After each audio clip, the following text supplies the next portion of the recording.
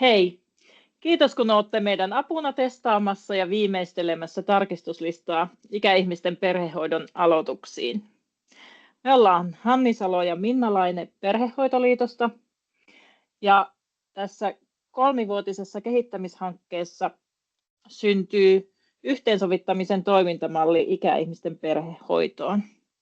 Ja osana sitä toimintamallia me kehitetään myös uusia työkaluja teille työntekijöille, kuten tämä tarkistuslista.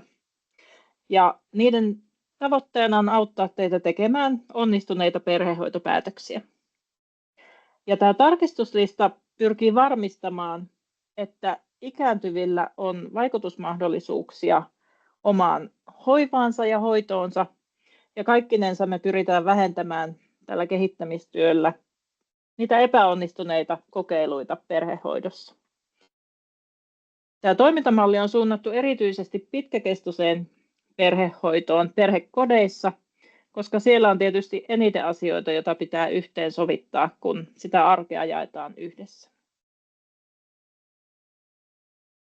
Nämä tarkistuslistan asiat on koottu ikääntyviltä itseltään. Me on tavattu heitä haastatteluissa ja työpajoissa Helsingistä Inariin. Me ollaan tavattu toimintakyvyltään erilaisia ikääntyviä erilaisissa kulttuuriympäristöissä ja erilaisissa elämäntilanteissa.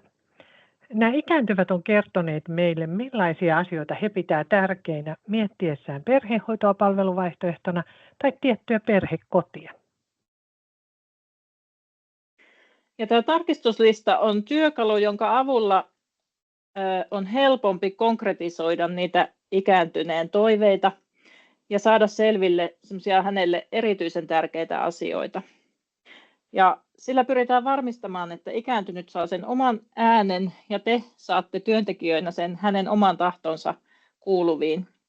Ja niiden vastausten myötä on myös helpompi arvioida, että sopiiko se asiakas perhehoitoon, löytyykö sieltä kenties jotain, mikä ehdottomasti sulkee sen vaihtoehdon pois, vai vaikuttaako se hyvältä vaihtoehdolta. Ja sitten ne kysymykset toisaalta antaa vastausta siihen, että minkälaiseen perhekotiin hän parhaiten sopeutuisi. Eli tätä tarkistuslistaa voidaan käyttää keskustelun tukena asiakasohjaustapaamisissa ikääntyneen ja mahdollisesti hänen läheisensä kanssa. Tämä voidaan myös antaa jo etukäteen pohdittavaksi ja täytettäväksi.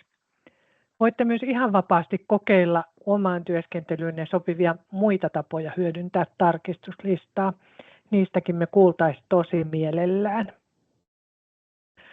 Yksityinen koti hoivan paikkana on erityinen, niin kuin me kaikki tiedetään. Ja meitä ei yllättänytkään se, että ikääntyneet haluaa tietää ja selvittää monia erilaisia asioita miettiessään perhehoitoa tai perhehoitokodin, perhehoitopaikan sopivuutta itselleen. Tiukan tiivistämisen ja ryhmittelyn jälkeenkin tarkistuslistassa on vielä tosi paljon kohtia.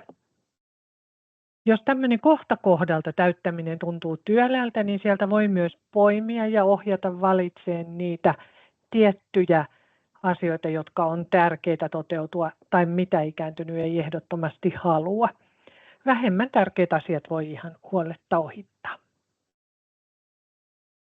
Ja meille on äärimmäisen tärkeää saada kokemuksia teiltä, kun te kokeilette sitä tarkistuslistan käyttöä.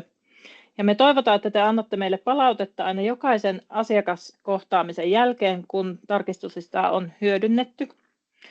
Ja samalla pääsette kehittämään tätä koko toimintamallia. Ja palautteen antaminen toimii tuommoisen Forms-kyselyn kautta, jossa on kysymyksiä, joiden avulla voitte kertoa meille, että miten se tarkistuslista toimii käytännössä siinä, että asiakkaan toiveista keskustellaan ja etsitään sitä sopivaa perhehoitopaikkaa. Saatteko kenties jotain palautetta asiakkaalta tai hänen läheiseltään? Ja kaiken kaikkiaan, onko se tarkistuslista selkeä ja helppo käyttää? Ja kaiken kaikkiaan me tietysti halutaan kuulla, että kuinka hyödyllinen se teille on teidän työssä ja onko jotain, miten me voitaisiin sitä vielä kehittää eteenpäin.